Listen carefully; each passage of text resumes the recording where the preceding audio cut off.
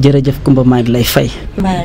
maa ngi sant yàlla bu baax. mu nekk plaisir ñu dalalaat la encore une fois ci suñu biir studio Luxe FM bu ñu la doon laaj coowal place publique boobu ba tey ñu koy dégg est-ce que mën nga ci ñëwaat tuuti. waaw coowal place publique bi dafa commencé depuis le mois de septembre passé bi ñu ñëwee gis maire bi di dévaster place publique bi di def benn genre dindi bagage yi matériel bi te ñu comprendre nu mu demee ci la ñu gisante man ak Baye As ak Ousmane Diop bi ñu gisantee man ak Baye As ak Ousmane Diop ñu waxtaan ñu ne lii nu mu demee nii ñu seeti maire bi ñu seeti jee maire bi amul benn réponse bu mu ñu fournir lu dul daal en tout cas dañ koo délibéré te mënuñoo gis délibération bi ci boobaa nag ci lañ jël suñu initiative dem seeti benn mouvement bu ñuy wax Mbour Justice ñu ànd pour attaquer maire bi ci yoon. ñu seetlu ko ni avant sax tribunal di joxe li nga xamante ni moo di verdict bi jaabante ngeen fa lu yàgg ngeen am gain de cause mën nañ ko tuddee noonu ndax lu ci bari yéen la tribunal bi daal di joxoon li nga xamante ni moo di dëgg boobaak léegi déggaatuñu leen te maire dafa am lu mu leen waroon jox foofu ak léegi nu mu ci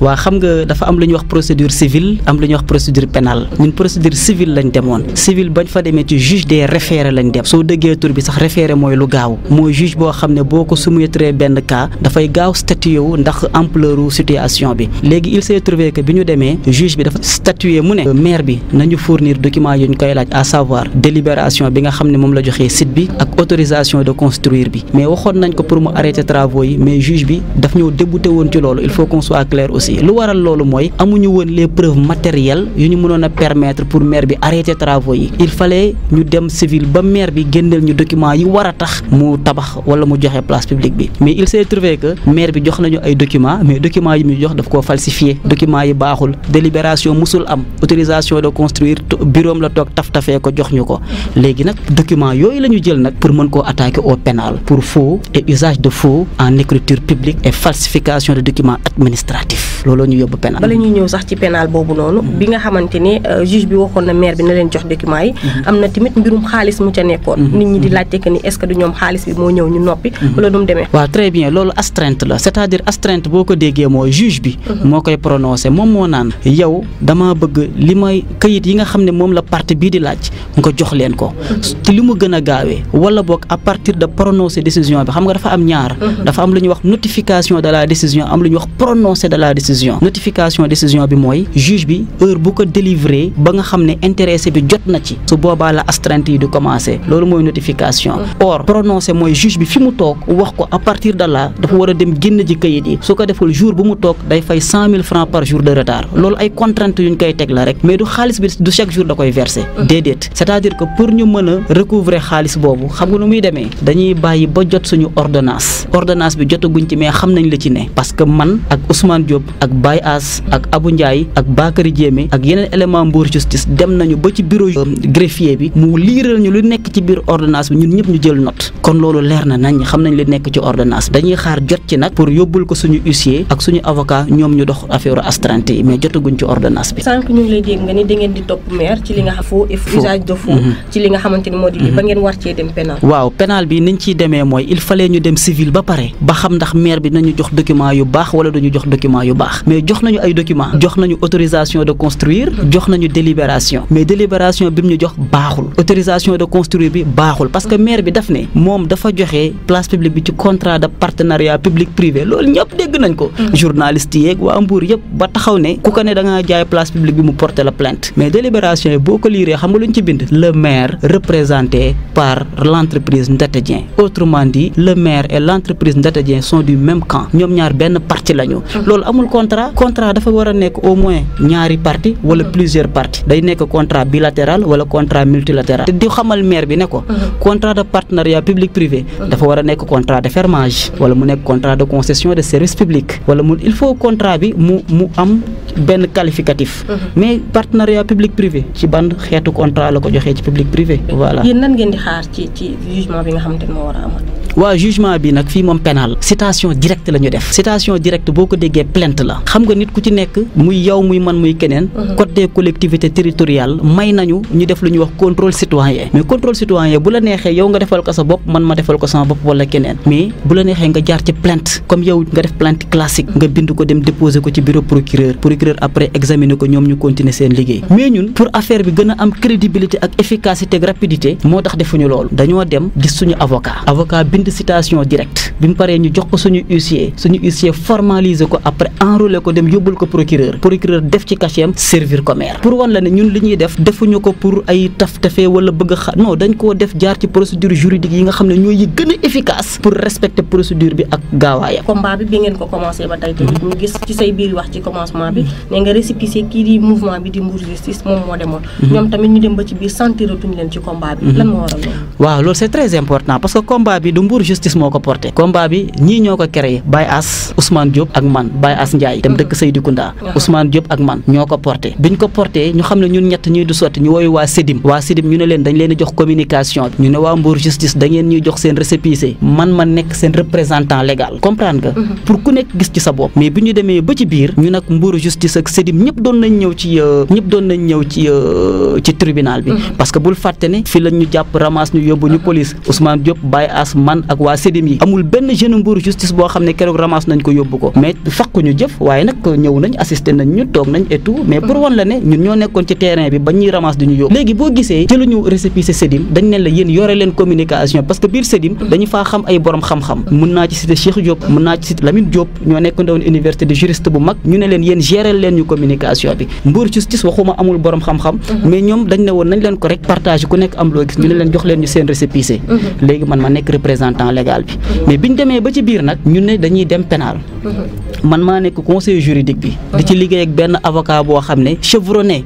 jàng ba am master am diplôme jàll concours bi nekk un avocat chevronné di ci liggéey ak benn huissier chevronné Ndeye Lissa Bari comprendre nga bu nekk fii Mbour nga xam ne macha allah man mii di wax ak yow juriste la xam nga ci dara mais ñun ñett ñu sekk dossier bi liggéey ko ba ex fii les jeunes de Mbour Justice ñu ne ñoom demuñu pénal wala boog xamaguñ ci yan condition la ñuy demee pénal man leen écoutez man mënumaa nekk conseil juridique bi nekk ci wàllum droit avocat bi nekk ci wàllum droit huissier bi nekk ci wàllum droit ñun liggéey ci dossier ba ex fii ngeen ne demu leen pénal mën nañoo bañ a dem pénal à une seule et unique condition ngeen wax ñu benn argument juridique bu valable rek bu war a tax duñ dem pénal su boobaa dañuy bàyyi mais jusque là kenn joxuñu argument ñun tamit mënuñoo toog di xaar ñu ne ñun affaire bi du combat Mbour Justice du combat Sédim du combat Pape Moussa combat Mbour la. Pape Moussa en tant que juriste monsieur le maire lan moo koy xaar. waa xam nga loolu juge rek moo ko mën a décider. ñun lu ñu mën ñun partie civile la ñu constitué woo. monsieur le maire loolu juge rek moo koy décider parce que en tout cas procédure pénale la tëj ak tëji juge moo koy décider mais procédure pénale mën na am tëj. comme mën na am bañ a tëj. Pape Moussa Lux FM mu ngi lay